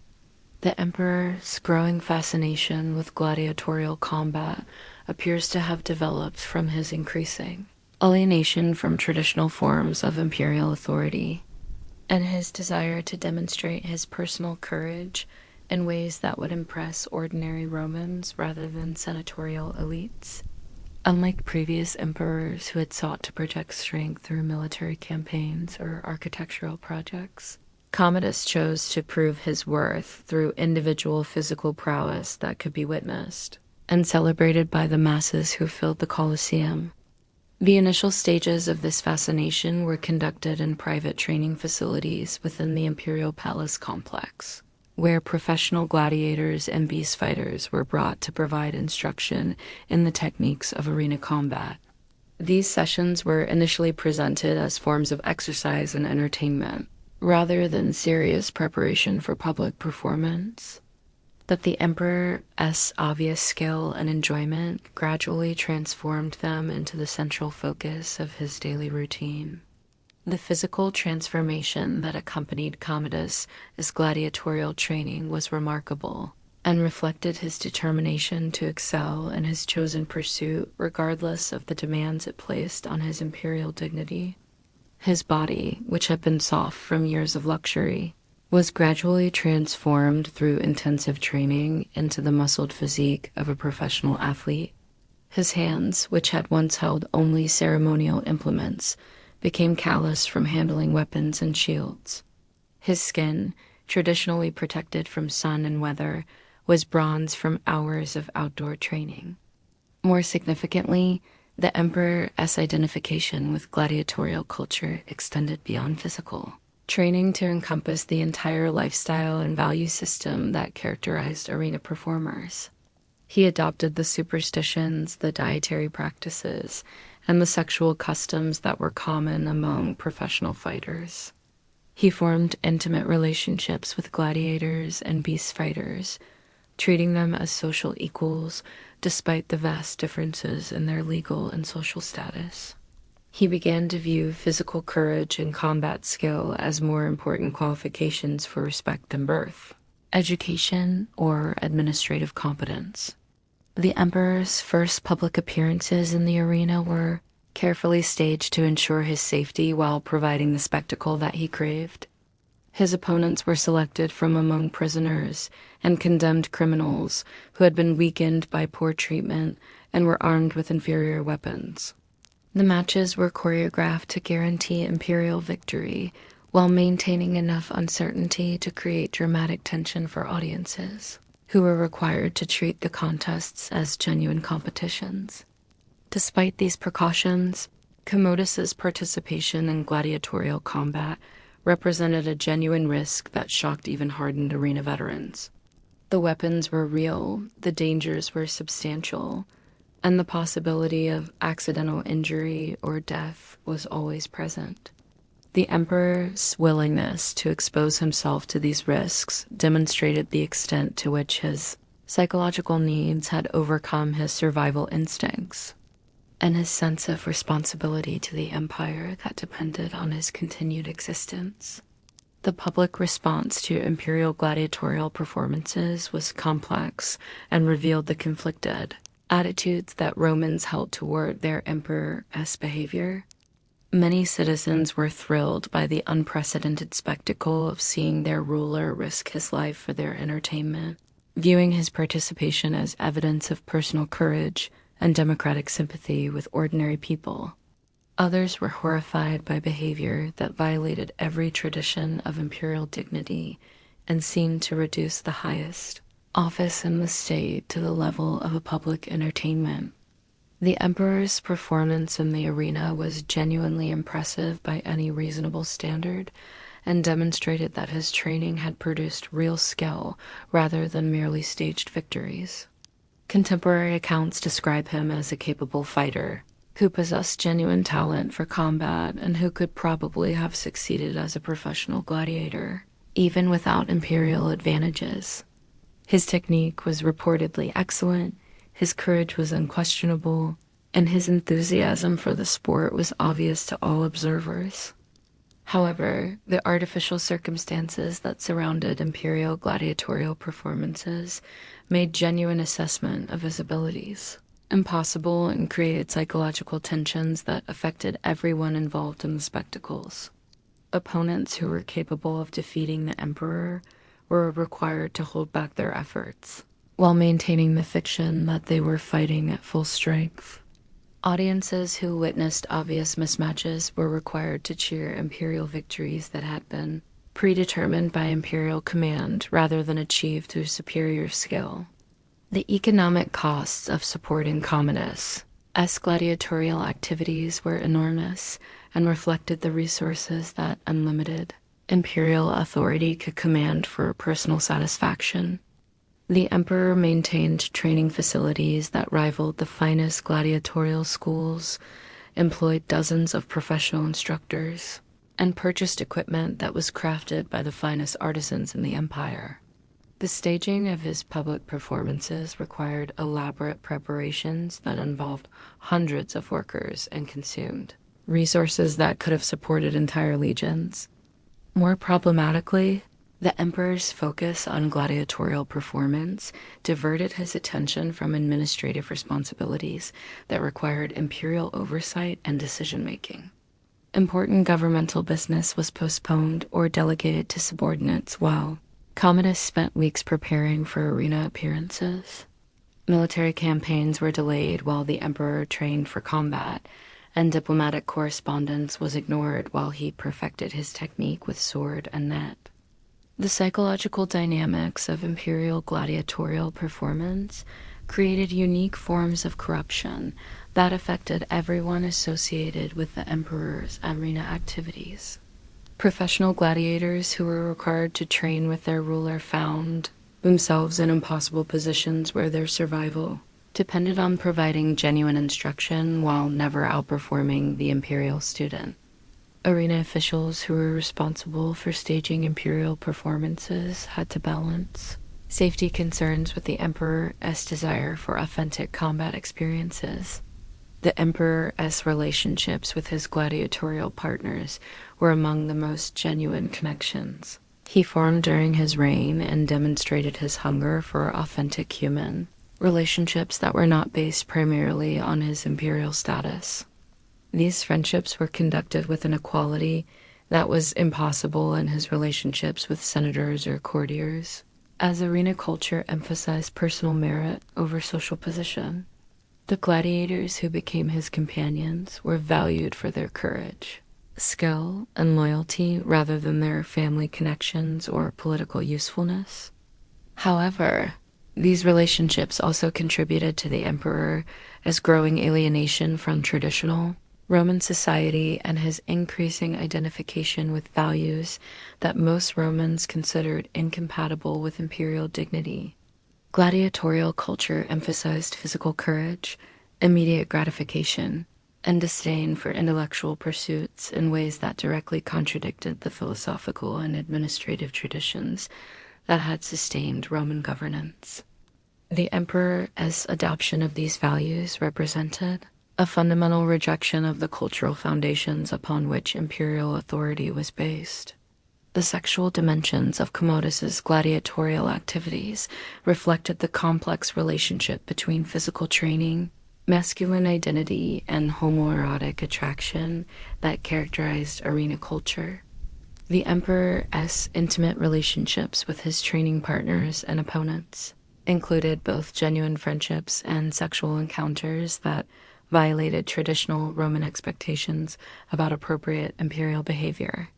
These relationships were conducted with an openness that shocked courtiers who were accustomed to more discreet imperial sexual arrangements. The religious innovations that accompanied Commodus's gladiatorial career revealed his conviction that his arena activities possessed spiritual significance that transcended mere entertainment or personal satisfaction. He began to identify himself with Hercules, the mythological hero whose strength and courage had earned him divine status through personal achievement rather than family connection. This identification was expressed through costume choices, artistic representations, and ceremonial activities that emphasized physical prowess over political authority. The emperor's appearance at public ceremonies increasingly reflected his gladiatorial identity rather than traditional imperial dignity. He wore lion skins and carried clubs that identified him with Hercules, while his speeches emphasized themes of personal courage and individual achievement rather than governmental policy or administrative competence. These presentations were designed to appeal to popular audiences who appreciated displays of physical prowess more than sophisticated political discourse. The architectural projects that Commodus initiated during his reign were focused primarily on improving facilities for gladiatorial combat and public entertainment rather than on the practical infrastructure improvements that the empire required. He expanded existing amphitheaters, constructed new training facilities, and commissioned artistic works that celebrated arena culture. These projects consumed enormous resources while providing no benefits beyond satisfying imperial personal interests and popular demand for entertainment. The military implications of the emperor's gladiatorial obsessions were severe and contributed to frontier problems that would affect imperial security for generations. Professional soldiers who had expected to serve under a warrior emperor found themselves led by someone who was more interested in individual combat than in strategic planning or tactical innovation. The emperor's absence from military campaigns in favor of arena performances weakened frontier defenses and encouraged barbarian incursions that could have been prevented through more attentive imperial leadership. The diplomatic consequences of imperial gladiatorial performances were equally problematic and affected Rome's relationships with client kingdoms and allied states throughout the empire. Foreign ambassadors who visited Rome found themselves required to attend spectacles where their host empire's ruler risked his life for popular entertainment. These displays were interpreted as signs of Roman decadence and weakness that encouraged challenges to imperial authority from rulers who questioned whether such an empire deserved continued respect. The emperor's relationship with the Senate deteriorated steadily as his gladiatorial activities consumed increasing amounts of time and attention that should have been devoted to governmental responsibilities. Senators who attempted to discuss serious policy issues found themselves competing with gladiatorial instructors for imperial attention, while important legislation was delayed or ignored in favor of arena preparations. The traditional partnership between emperor and senate that had characterized effective imperial government was replaced by imperial indifference to legislative concerns. The conspiracy that ultimately led to Commodus' assassination in December 192 CE was organized by individuals who had concluded that the emperor's gladiatorial obsessions had made him unfit to rule and dangerous to the empire as survival. The plotters included members of his immediate household, who had witnessed the extent to which arena activities had displaced governmental responsibilities. Their decision to arrange his murder was motivated less by personal ambition than by genuine concern that continued imperial neglect of administrative duties would lead to imperial collapse. The manner of the emperor's death strangled in his bath by an athlete named Narcissus was appropriately physical and reflected the violent world that had come to dominate his existence. The assassination was carried out by someone who possessed the physical strength to overpower an emperor whose gladiatorial training had made him a formidable opponent in personal combat. The irony of his death at the hands of another athlete was not lost on contemporary observers who saw it as appropriate punishment for an emperor who had abandoned imperial dignity in favor of arena culture.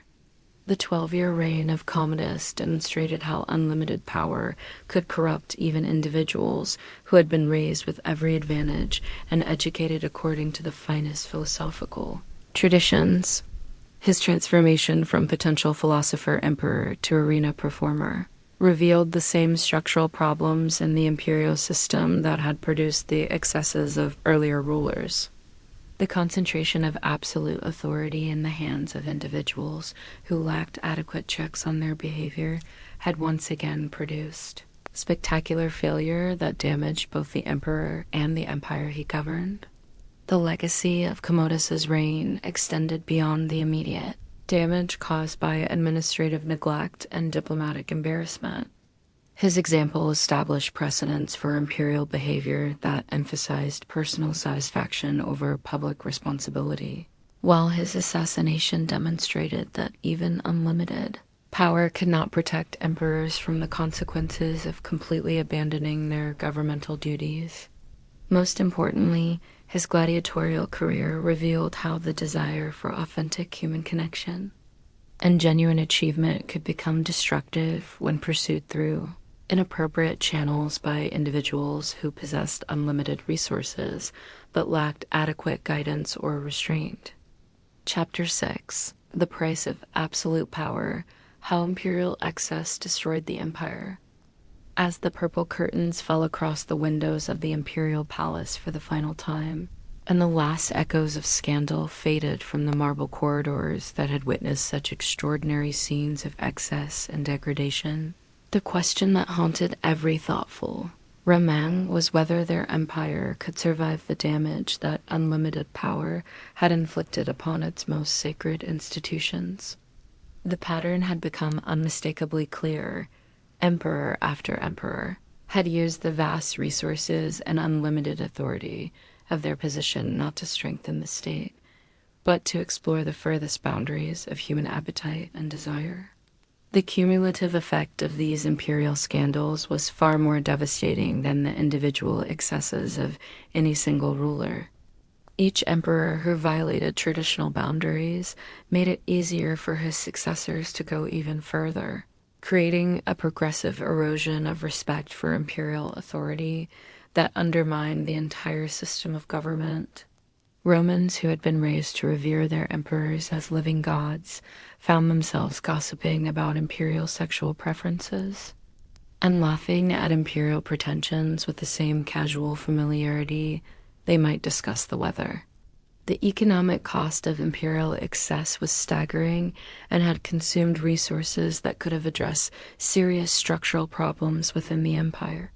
The entertainment budgets of emperors like Caligula and Nero exceeded the military expenses required to defend the empire's frontiers, while construction projects designed to facilitate imperial pleasure consumed materials and labor that could have been used for essential infrastructure improvements. The systematic diversion of imperial resources to satisfy personal appetites had weakened the empire's financial foundation and made it vulnerable to external pressures that a more responsibly managed state could have resisted. The military consequences of imperial scandal were equally severe and reflected the practical impossibility of maintaining discipline and morale when emperors themselves violated every principle that soldiers were trained to uphold. Professional legionaries who had expected to serve warrior leaders found themselves commanded by figures who were more interested in artistic performance, gladiatorial combat, or sexual experimentation than military strategy. The respect for authority that was essential to military effectiveness was systematically undermined by imperial behavior that contradicted every value that Roman military culture considered sacred. The erosion of military discipline began with the emperor's treatment of their own personal guards, the Praetorian cohorts who were responsible for imperial security, but who were also the closest witnesses to imperial excess. These elite soldiers, who should have been the most loyal supporters of imperial authority, repeatedly participated in conspiracies against emperors whose behavior had made military service a source of shame rather than honor. Their willingness to murder the very rulers they were sworn to protect demonstrated the extent to which imperial scandal had corrupted even the most fundamental relationships upon which the state depended.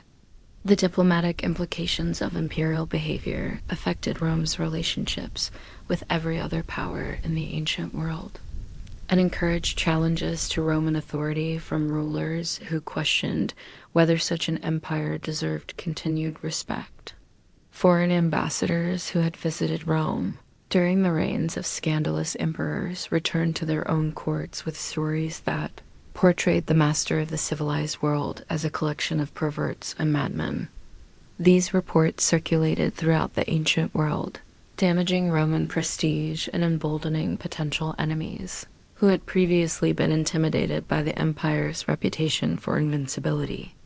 The client kingdoms and allied states that formed the outer defenses of the Roman Empire began to reconsider their relationships with a power whose leaders seemed more interested in personal gratification than in maintaining the stability that had made Roman protection valuable.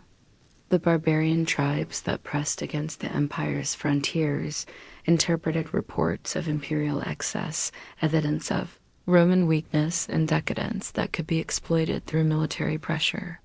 The result was a gradual increase in external threats that coincided with the internal weakening of imperial authority. The religious revolution that several emperors attempted to impose on Roman society had consequences that extended far beyond immediate political considerations to affect the spiritual foundations upon which Roman identity was built.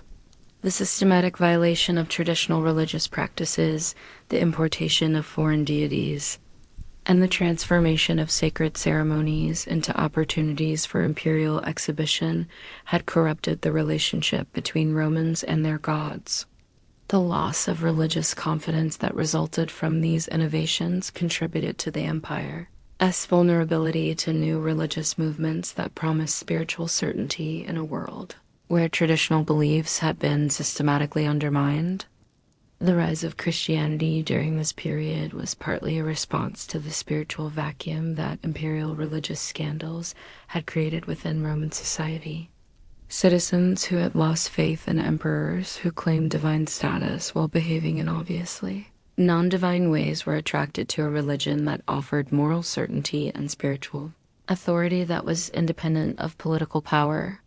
The Christian emphasis on personal virtue and spiritual equality provided an alternative to the imperial cult that had become a source of embarrassment rather than inspiration. The social transformation that accompanied imperial excess had effects that penetrated every level of Roman society and altered fundamental relationships between different classes and groups within the empire. The elevation of entertainers, athletes, and sexual partners to positions of governmental authority had disrupted traditional hierarchies based on birth, education, and public service. The result was a society where merit was increasingly defined by the ability to satisfy imperial desires rather than by contributions to public welfare or administrative competence. The Senate, which had once been the most prestigious institution in the Roman world and had attracted the empire's most capable individuals, was gradually transformed into a collection of flatterers and sycophants, whose primary qualification was their willingness to participate in imperial entertainments. Senators who should have been providing leadership and expertise in governmental affairs found themselves required to spend their time attending gladiatorial games, participating in religious ceremonies, and applauding imperial artistic performances. The intellectual and moral quality of imperial administration declined accordingly. The legal system that had been one of Rome's greatest achievements was similarly corrupted by the imperial conviction that unlimited power placed emperors above all law and accountability. The careful legal principles that had been developed over centuries of Roman jurisprudence were abandoned whenever they conflicted with imperial desires, while new laws were created to justify behaviors that would have been considered criminal if committed by ordinary citizens. The result was a legal environment where justice became increasingly arbitrary and dependent on imperial favor rather than established precedent. The economic systems that had sustained Roman prosperity were disrupted by imperial policies that prioritized immediate gratification over long-term stability. The systematic looting of provincial resources to fund imperial entertainments had weakened the tax base upon which imperial administration depended, while the inflation caused by debasing currency to pay for imperial excess had damaged commercial relationships throughout the empire. The careful fiscal management that had built Roman wealth was replaced by financial policies that served only imperial pleasure. The cultural consequences of imperial scandal were perhaps the most lasting and affected Roman attitudes toward authority, tradition, and moral responsibility for generations after the most scandalous emperors had died. The systematic violation of cultural norms by individuals who were supposed to be the guardians of Roman tradition had created a general cynicism about moral standards and social expectations. If emperors could violate every principle they were supposed to uphold without facing meaningful consequences, why should ordinary citizens feel bound by traditional moral constraints? The literary and artistic culture that had flourished under earlier emperors was gradually corrupted by the need to satisfy imperial tastes that often had little connection to aesthetic merit or cultural value. Writers and artists who had once been able to explore serious themes and create lasting works found themselves required to produce entertainment that would amuse imperial audiences, whose attention spans were limited and whose interests were primarily focused on immediate sensual gratification. The educational system that had produced generations of capable administrators and military leaders was undermined by imperial examples that suggested that learning and virtue were less important than physical attractiveness and willingness to participate in imperial excess. Young Romans who should have been preparing for careers in public service were instead learning that advancement depended on their ability to satisfy imperial sexual desires or to participate in entertainments that violated traditional Roman values. The provincial administration that governed the empire's vast territory suffered from the appointment of imperial favorites who lacked qualifications beyond their personal relationships with emperors. Provinces that had been efficiently governed by experienced administrators found themselves ruled by individuals whose primary interests were exploiting their positions for personal profit while maintaining imperial favor through flattery and participation in scandal. The result was a decline in administrative quality that affected every aspect of imperial government. The engineering and architectural achievements that had been among Rome's greatest accomplishments were increasingly diverted from practical purposes to serve imperial vanity projects that provided no benefits beyond satisfying personal desires. The expertise that had built roads, aqueducts, and public buildings throughout the empire was instead employed in constructing elaborate pleasure palaces and entertainment facilities that served only imperial gratification. The decline in public infrastructure that resulted from these priorities contributed to the empire's long-term weakness. The military engineering and technological innovation that had given Roman armies their decisive advantages over barbarian enemies was similarly affected by imperial priorities that emphasized entertainment over effectiveness. The resources that should have been devoted to improving weapons, fortifications, and military equipment were instead used to fund gladiatorial games and elaborate spectacles that provided no military benefits. The technological stagnation that resulted from these priorities left Roman forces increasingly vulnerable to enemies who continued to develop new weapons and tactics.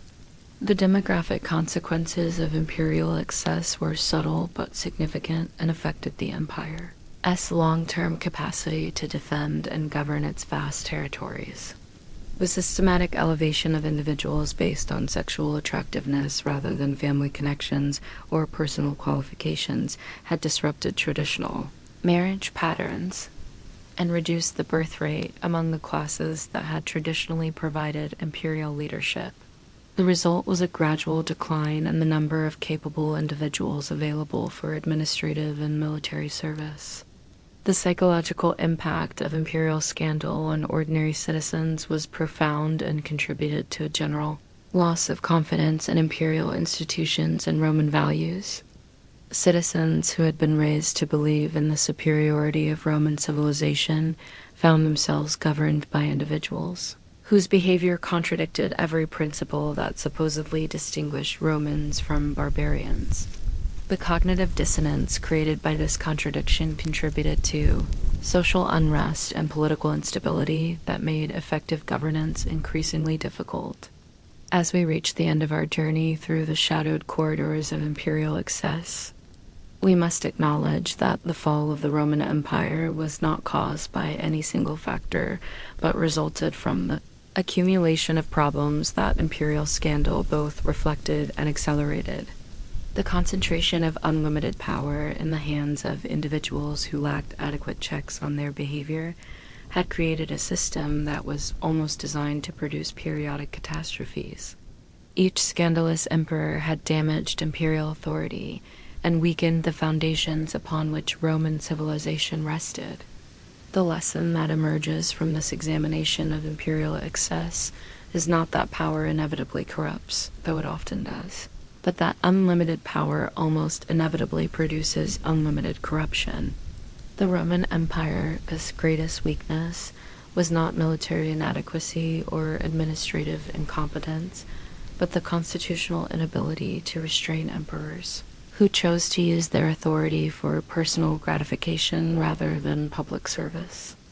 The scandals we have examined were not aberrations, but predictable products of a system that placed individuals above law, custom, and accountability.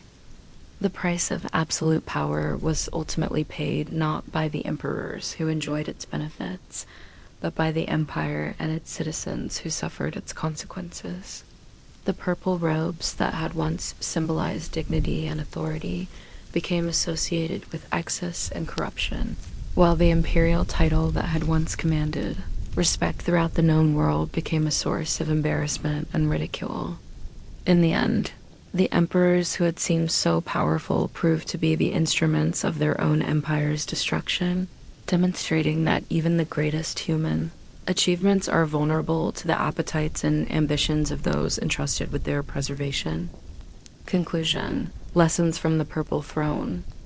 As the final torches were extinguished in the corridors of the Palatine Palace, and darkness settled over the 7 hills of Rome, the greatest empire in human history faced a truth that its founders could never have imagined. The very system they had created to preserve their civilization had become the instrument of its corruption. The purple robes that had once symbolized the highest achievements of human government now carried the stench of scandal and the weight of centuries of excess. The throne that had been occupied by figures of genuine greatness had been degraded by occupants, who used unlimited power not to serve their people, but to explore the furthest boundaries of human appetite.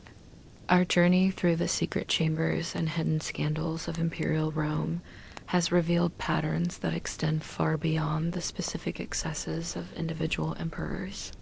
We have witnessed how absolute power inevitably attracted individuals who were drawn more by the opportunities for personal gratification than by the responsibilities of leadership. We have seen how unlimited authority, unchecked by meaningful restraints, transformed even promising young rulers into monsters of cruelty and self-indulgence. Most importantly, we have observed how the systematic abuse of power gradually eroded the foundations of respect and legitimacy upon which all government ultimately depends.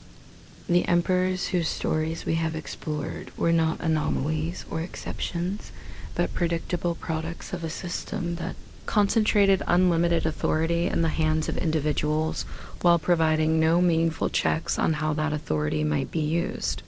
Caligula's transformation from promising heir to paranoid tyrant, Nero's evolution from patron of arts to narcissistic performer, Elagabalus's radical experiments in gender and religion, and Commodus' descent from philosopher's son to arena spectacle, all followed patterns that revealed fundamental flaws in the imperial system itself.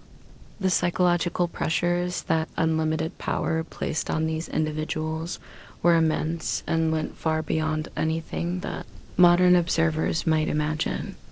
Raised from birth in environments where every whim was instantly gratified and every desire was immediately fulfilled, future emperors developed into adults who had never learned to accept limitations or to consider the consequences of their actions.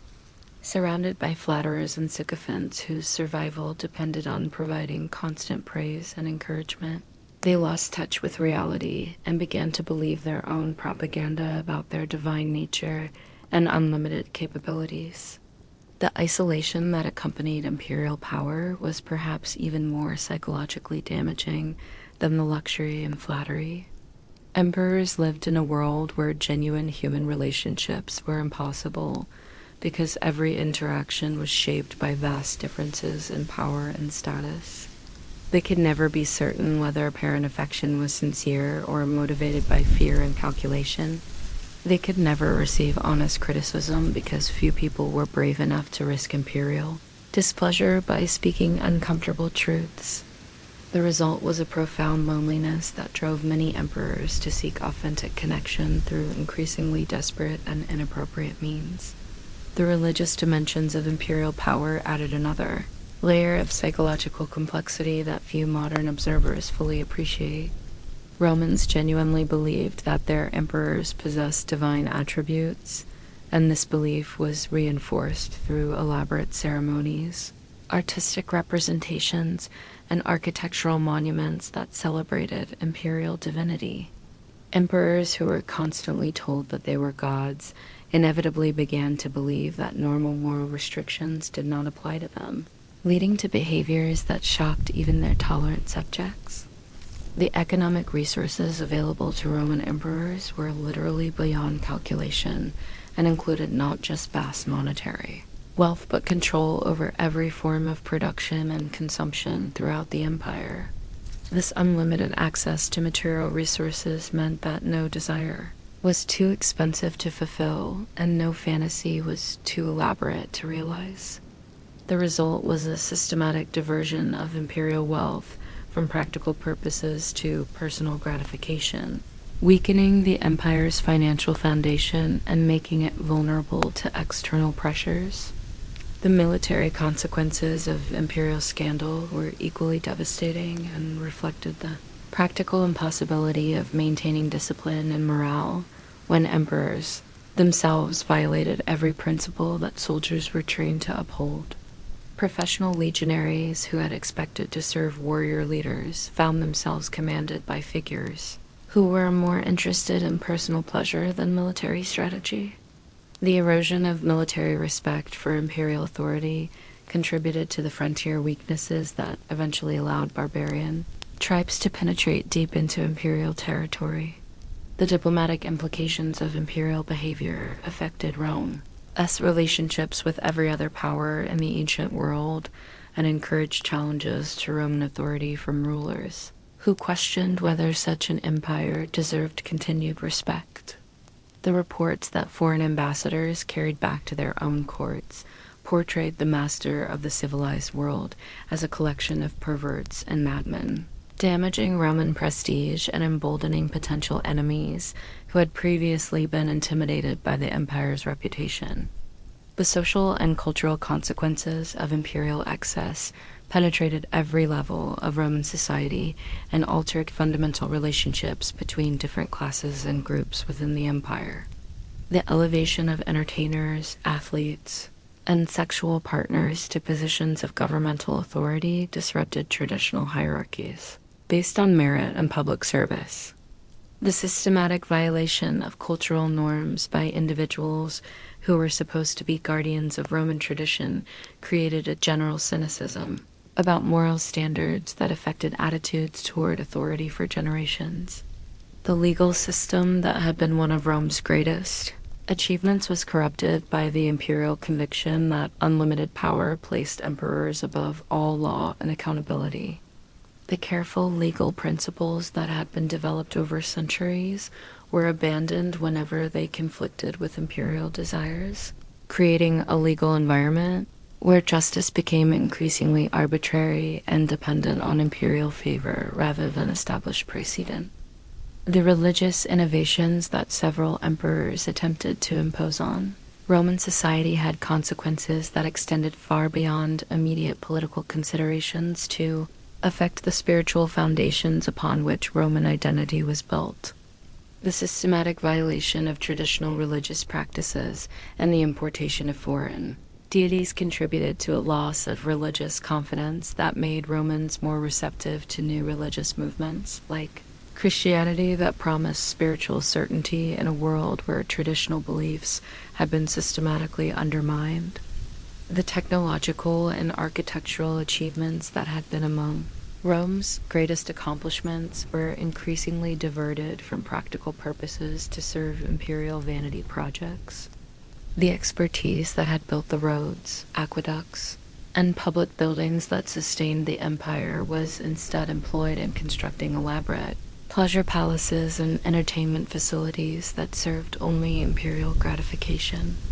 The decline in public infrastructure that resulted from these priorities contributed to the empire's long-term weakness and vulnerability. Perhaps most tragically, the educational and cultural systems that had produced generations of capable administrators and military leaders were undermined by imperial examples that suggested that learning and virtue were less important than physical attractiveness and willingness to participate in imperial excess. Young Romans who should have been preparing for careers in public service instead learned that advancement depended on their ability to satisfy imperial desires rather than their contributions to public welfare. The pattern that emerges from our examination of imperial scandal is not simply one of individual moral failure, but of systematic institutional dysfunction.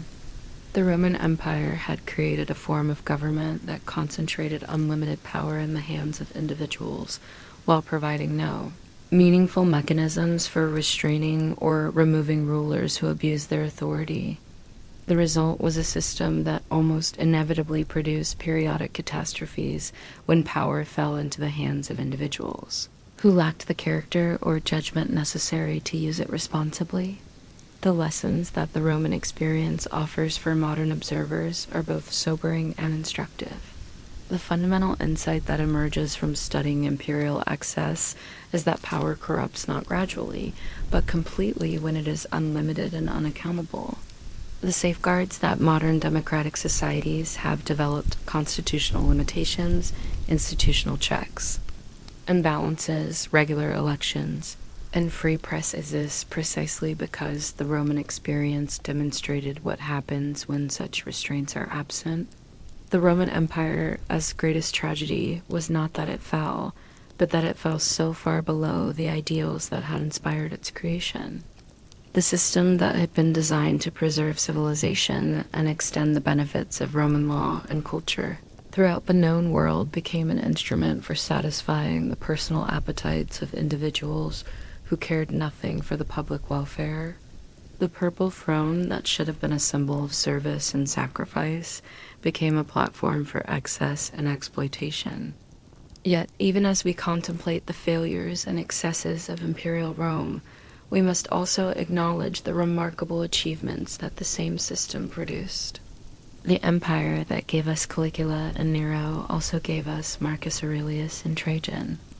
The civilization that tolerated the scandals we have examined also created legal principles, architectural monuments, and cultural achievements that continue to influence human society 2 millennia later. The lesson is not that power inevitably corrupts, but that even the greatest human institutions are vulnerable to the weaknesses and appetites of those entrusted with their preservation. As we conclude our journey through the shadowed corridors of imperial excess, we are left with an understanding that is both humbling and instructive. The Romans, who considered themselves the most civilized people in the world, discovered that civilization itself was far more fragile than they had imagined. The empire that had seemed destined to last forever proved vulnerable to the same human weaknesses that had destroyed previous civilizations. The purple robes that had symbolized ultimate authority could not protect their wearers from the consequences of their own choices, nor could unlimited power substitute for wisdom, virtue, and genuine concern for the public welfare. In the end, the emperors who seemed so powerful proved to be the instruments of their own empire's weakness, demonstrating that even the greatest human achievements can be destroyed by those who inherit them but do not understand their value. The scandalous Caesars whose stories we have shared remind us that eternal vigilance is the price not only of liberty but of civilization itself, and that the greatest threats to human achievement often come not from external enemies, but from the corruption of those entrusted with positions of authority and responsibility. The torches have been extinguished, the purple curtains have fallen, and the marble corridors echo now only with the whispers of history. But the lessons of imperial Rome live on, reminding us that power without accountability, authority without restraint, and leadership without virtue inevitably lead not to greatness, but to ruin. In their spectacular rise and catastrophic fall, the scandalous emperors of Rome provide eternal warnings about the price of absolute power and the fragility of even the greatest human civilizations.